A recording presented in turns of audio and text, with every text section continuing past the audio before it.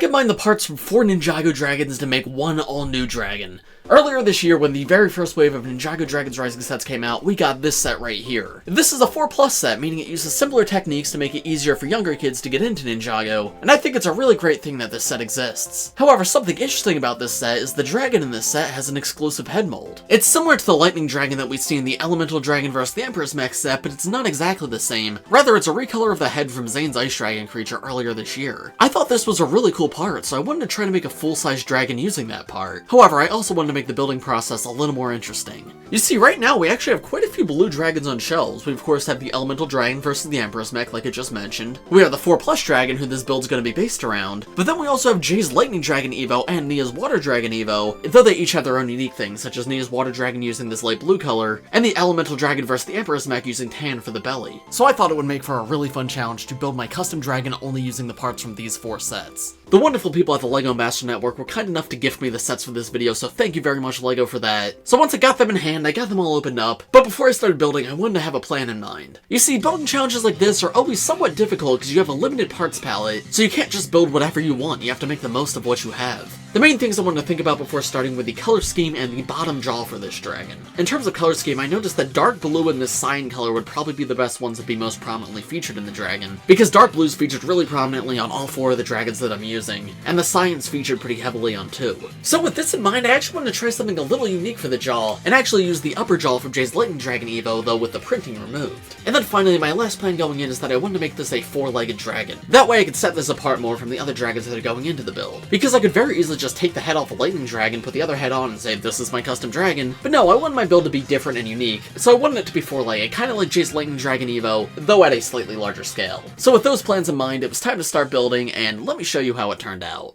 Real quick though, before we get to that, I want to ask you guys what you want to see for my next building challenge video. I have 2 different ideas, and it's up to you to pick which I'll do. The first is to use the dragon head on Aaron's mech to create a new mech dragon for Aaron, and the second is to combine multiple copies of the Temple of the Dragon Energy Cores to make one giant temple. I'll probably do both of these video ideas eventually, but let me know which one you want to see most. So leave a like on this video if you want to see the custom temple, leave a comment on this video if you want to see a custom dragon for Aaron, or do both if you want to see me get started on both builds. While you're at it, if you're new here, you might as well subscribe. We're getting real close to 100,000 subscribers, which would be an amazing milestone to reach. So thank you very much for all your support, but now let me show you how the dragon build turned out. So here is my custom lightning dragon, and I'm fairly happy with how it turned out. These building challenges are usually, well, a challenge, and the limited parts palette sometimes makes things rough. Sometimes it turns out great, other times not so much. And I think this guy turned out a little bit in between. There's parts that I really like about this build and parts that I really wish could have been better. So let's go through everything in the build, and I can talk you through each of the decisions that I made. Starting off with the head, the lower jaw being the head of the Lightning Dragon Evo I thought was a really creative choice, and I really love how it turned out. You can see I attempted to remove the printing here, and I did alright. This is my first time ever removing printing, and I tried all the different techniques. And it did unfortunately leave some marks, so it's not like perfectly removed. This side looks quite a bit worse. But yeah, I tried the eraser technique, but it just didn't feel strong enough. And then I also tried using nail polish remover, but it seemed to really eat into the plastic. So for future videos, if you guys have any advice on like how to remove printing better, please let me know in the comments. But yeah, I think this works well enough for proof of concept in this video, and if I get a better version of that jaw in the future, I will replace it. But the removal of printing aside, I actually think these 2 jaws fit together really well. It's kind of the inverse of what the Dragon's Rising Lightning Dragon uses. And you can see I did take a lot of inspiration from this build. This is a 4-legged dragon, and it is a little bit smaller, but you can see I have the lightning coming out of the mouth just like that dragon has, because I mean, come on, that's so cool in that set. Why would I not do it again here for another lightning dragon? The dragon's jaws can of course open up so you can make it roar, and there is a little bit of articulation on the lightning too, though I think it's best to probably just keep it in place most of the time. I think the jaws connect pretty much the same way as the main lightning dragon, but then you can see the head connects onto the neck on a mini ball joint, and I'm pretty happy with how this connection came out. You can see I used this brick that extends the ball joint out a little bit further. Originally just had like one of these standard gray ball joints, but I felt like that restricted the motion of the head too much, like I felt like it really couldn't turn. So even though this makes things a little more gappy, it's much better for play and posability, and especially when you have the dragon's head turned, it definitely doesn't look bad. And then this is another change I made while building, but I'm actually really happy with this neck. You could say I use a double ball joint to make a very strong connection, and there's a very limited range of articulation there. It just moves up a little bit, down a little bit. Originally that was just a single ball joint and I had a lot more articulation, but I also felt like the head just became very floppy. But I feel like this makes the neck look a little more organic. The Nexonite shields fit in perfectly here, and there is still a little bit of articulation in that, right? The chest I'm pretty happy with too. I feel like it melds with the neck well and also also creates like a nice round shape for the dragon. And then we can move along the dragon's back. You can see I've got Jay and Nia sitting here right now. So of course there's room for 2 minifigures to sit. One has a saddle and one can just sit on the dragon's back. And the saddle's just a small build with some brown bricks. And then back here I tried to give the dragon some scales. Around the sides, the front legs of the dragon are very similar to the arms of the lightning dragon from this year, though I do believe a few colors are swapped around. But yeah, I wanted to use the Evo joints here that still build upon them a little bit, and I feel like if it's not broke, don't fix it. And that was a really good system they had for the hands. Completely different design for the feet though, because of course this dragon's a lot smaller, and I don't love how these front feet turned out. I would have preferred full-size claws like the back feet have, as you'll see in a moment, but that was just a parts limitation. I can only fit those claws on one of the feet, and I thought it'd fit better on the back feet than the front feet, so we just have 2 toes in each foot right here. And I mean, it's fine, it's like nothing spectacular. It fits on a mini ball joint right here, can move a little bit, and of course each individual toe can be moved and there's a claw on the end, but it's also just not great. It's one of the parts of the build that I like less. Then moving down along the dragon's side, you can see this is where the wings connect. We'll take a look at the wings in a moment, and then you can see I use these rounded pieces here to smooth off the sides. The back legs I'm a lot happier with. In terms of posability, they're not nearly as good, but in terms of look, I actually really like how they turned out. I was really trying to only use the bright yellow on the legs and the feet, and I actually do believe I succeeded in that. But yeah, it creates these really cool scales in the fronts of the legs, as well as like little pads in the bottoms of the feet. Of course, here you can see those claws that I mentioned, but yeah, I do feel like the range of posability did turn out a little limited on these. I don't think that's terrible from a display standpoint, because of course you can just pose it in a way that looks nice and leave it, but if this was like an actual set that was being played with, it probably should have been modified a little bit. Moving back up to the dragon's back, here's a look at the wings, and the wings were actually taken from the 4+ set, because those were also really cool parts on that set, these just like giant trans yellow blades. I really wanted to use them here, and I actually think they turned out fairly good. I also add these lightning pieces right here to make them a little bit bigger. I do wish I maybe had like 1 or 2 more blades on each wing just to make the wings a lot bigger, but I mean, not every dragon needs to have massive wings. They're still able to flap and sit at the dragon's side if you want, and I think it does a fairly good job of conveying the dragon's element. The tail is nothing too crazy. It connects on in a few sections. You can see I've got some cheese slips to represent scales going down the dragon's tail, and then of course I top things off with another one of these trans yellow blades, and again, I feel like these really tie together the look of this dragon. And then finally, I guess we should take a look at the underside. I think the front looks alright. You got like this nice broad chest right here. I put a little bit of white just to add some color. A lot of actual Ninjago dragons do this where they have like a brighter color on their belly. But then we get to my absolute least favorite part of this build. I'm really not happy with this, and that is the back section of the torso. It's just like this large round piece, and